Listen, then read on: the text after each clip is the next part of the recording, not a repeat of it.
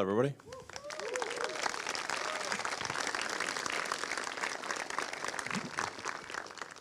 So that video was not Shutterstock. That was actually Neuralink. So that's actual video from the company. So if you want to get a sense for what it's like to work at Neuralink, that video is indicative of the atmosphere of Neuralink. It's an incredibly talented team, and you're going to hear a lot from them tonight. So we're going to actually go quite into depth on what we're doing, why we're doing, how we're doing it, and I'm just incredibly impressed with the caliber of talent at Neuralink. And in fact, the main reason for doing this presentation is recruiting. And this will be a slow process where we will gradually increase the issues that we solve until ultimately we can do a full brain-machine interface. Yeah, this is going to sound pretty weird, but achieve a sort of symbiosis with artificial intelligence. But I think with a high bandwidth brain-machine interface, I think we can actually go along for the ride. And we can effectively have the option of merging with AI. I think this is extremely important. Composed of nearly 100 billion cells called neurons. Neurons come in many complex shapes, but generally they have a dendritic arbor, a cell body called a soma, and an axon. The neurons of your brain connect to form a large network through axon-dendrite junctions called synapses. At these connection points, neurons communicate with each other using chemical signals called neurotransmitters. Neurotransmitters are released from the end of an axon in response to an electrical spike called an action potential.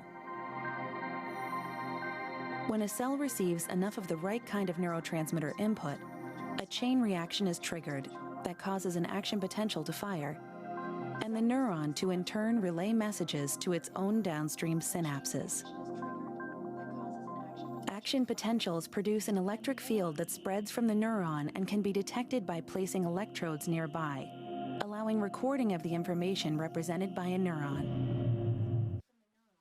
Our goal is to record from and stimulate spikes in neurons and do so in a way that is orders of magnitude more than anything that's been done to date, and safe and good enough that you can, it's not like a major operation. It's sort of equivalent to sort of a LASIK type of thing. So this is in contrast to the best FDA-approved system, which is like a Parkinson's deep brain stimulation thing, which would have on the order of 10 electrodes.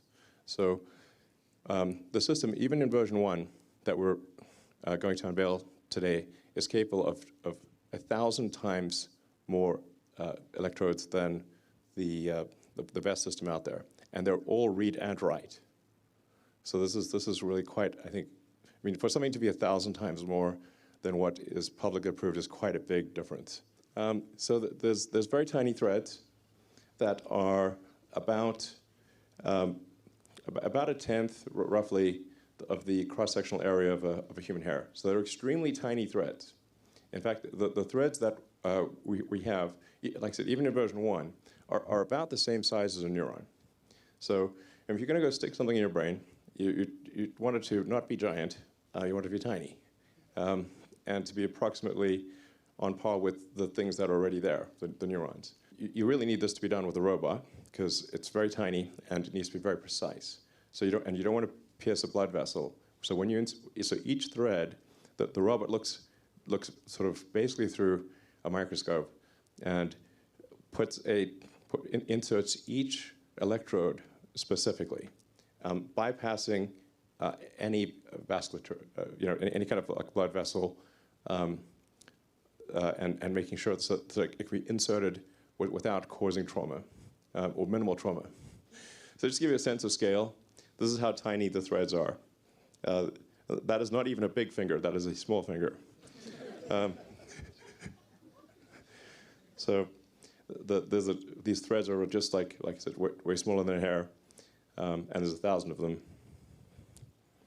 And this is what the robot looks like. It's sort of quite a complex device, but it all comes down to a very tiny point.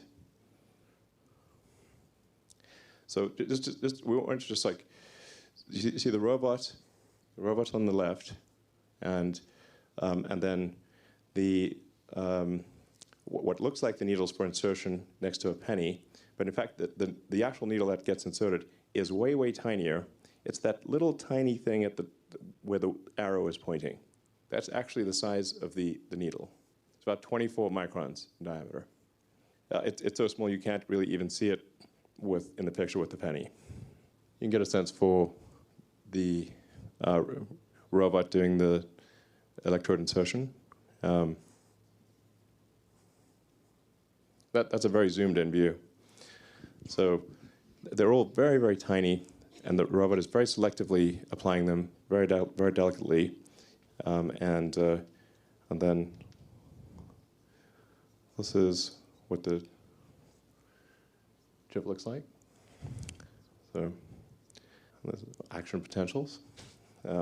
So each one of those represents one electrode. So there would be up to 10,000 of these lines.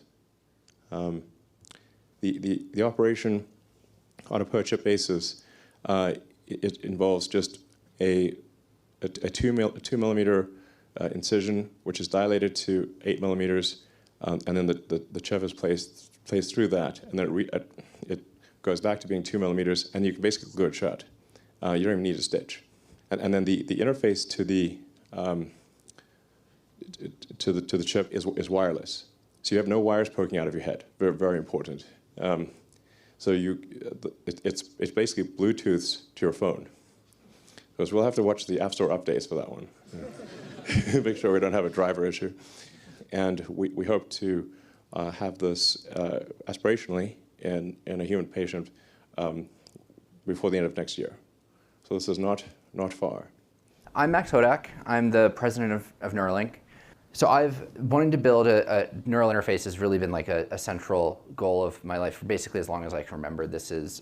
I think like we talk about AI being potentially the last invention that we have. I think that a high bandwidth BMI might be like really the first invention in many ways of like the next chapter of us. It's just really like, as Elon alluded to earlier, everything about your experience, your thoughts, your memories, it's all in your brain and represented in the firing statistics of action potentials.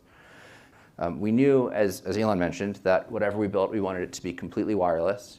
It had to be something that would last for a long period of time, not something that you'd have to take out at 2, 3, or 4 years in. This is a photo of some of the prototypes that we've gone through over that time. So we started on the far left. That's an entirely passive board that has 64 electrodes on it and connects to connectors that go to big external amplifiers. And then we added integrated electronics with our first custom chip. That's also 64 channels. And then there was a big leap to the device that Elon showed a photo of earlier. That has 3,072 electrodes in a fully implantable package with just a USB-C port coming out. And then we took a step back in channel count because remember we have to optimize safety, longevity, and bandwidth all together. And so in order to optimize some of those other things, we moved to an easier to manufacture system that has 1536 channels and a USB-C port. And those last two are the focus of the paper that we released today. And they taught us a lot about the architecture that we think was the basis for our first human product that we're calling N1. And the central component of that is the N1 sensor. It's a little hermetic package. When it's fully assembled, this is missing an outer mold. It's into an 8 millimeter diameter, 4 millimeter tall cylinder. Opening it up a little bit, you can see there's the thin film, which has the threads that Elon talked about, which is the wisp going off to the side. There's a hermetic substrate, and then that gets welded later to a package that goes over top, and that's mated to our custom electronics. And you really can't manipulate these with your hand. That part at the top is just a backing material that's surgical packaging. They're peeled off. The threads are peeled off that one at a time by the robot to place into the brain.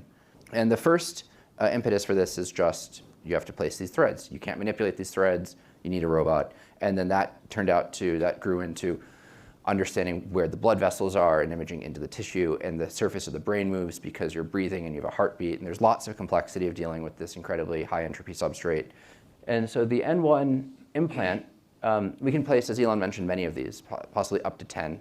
In one hemisphere, for our first patients, we're looking at four sensors, 3 in motor areas and 1 in a somatosensory area.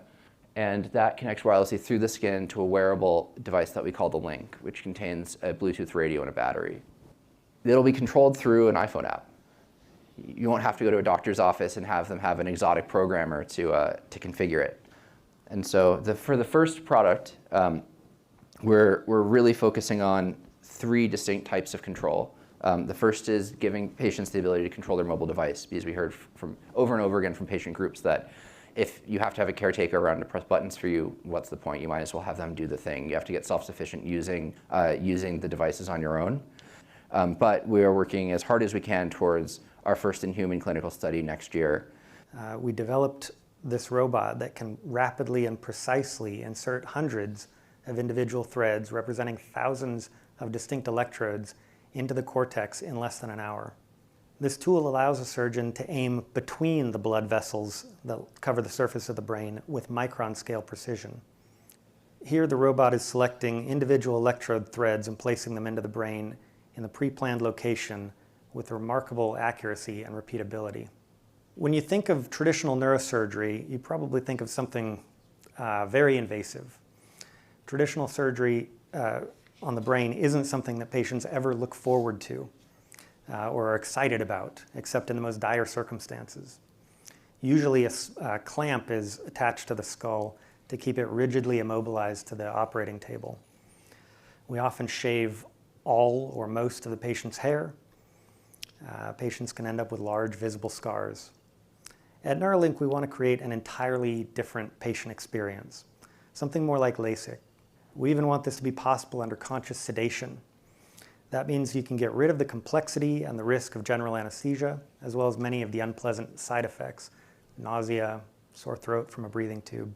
But our aim is to simplify the procedure, down to the injection of local anesthetic, a very small opening in the skin, a painless opening in the skull below, quick and precise placement of threads into the cortex, and then we fill that hole in the skull with the sensor, allowing the scalp to be closed up over it. Currently, there are no research or commercial devices that meet all of our requirements. So we built one out of microfabricated thin film polymers. And an average strand of hair is about 100 microns. Yet in this small footprint, we're able to fit our electrodes, our wires, and the insulation for each of those wires. This design is called Linear Edge. It's one of over 20 designs that we've made for our R&D work.